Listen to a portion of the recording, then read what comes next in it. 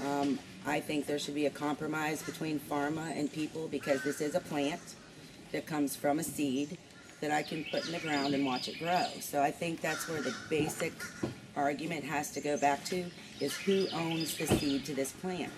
Our government, as Todd has explained, has over 200 patents now for cannabinoids. They've picked the plant apart into a million pieces. When those of us that are treating ourselves at home, like myself, who have publicly said, I make all my own medicine, this is something that people can easily do in the comfort of their home. It's a herbal product. To me, it's a holistic product that pharma has really no place in synthesizing, and that's what they're doing, is they're synthesizing the cannabinoids and wanting us to pay exuberant prices for a medicine that we could make much more economical ourselves. Possibly, I believe in having testing labs where we could send oils or topicals or tinctures and have them tested for safety and purity. But I ultimately believe that this plant belongs to humanity. Every mammal has an endocannabinoid system, and this is how cannabis works, is through your endocannabinoid system. I walked into chemo April Fool's Day of this year with a perfectly normal functioning immune system, with nothing from a doctor, walking around with a serious cancer. And that's what cannabis does, is it makes that system in your body kick in to fight the cancer and contain the cancer. We have thousands of people in remission doing this, so I'm one of them. But I did choose to do 4 chemotherapy treatments. Finished my last one 11 days ago.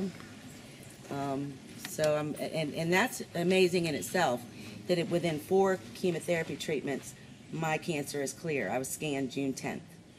So that's a miracle in itself. If we can shorten the length of chemotherapy, if we can combine the 2 therapies for ultimate health for people with cancer and children with cancer. I've been a little upset about the CBD oil for the epilepsy, because there's more people sick than just epilepsy. And I'm watching this bill fly through the legislature simply because it's a synthetic cannabinoid. They've made some deal with a pharma company that will be providing that.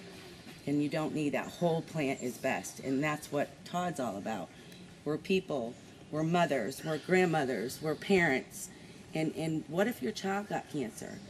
This is so much safer than what they pumped in my vein.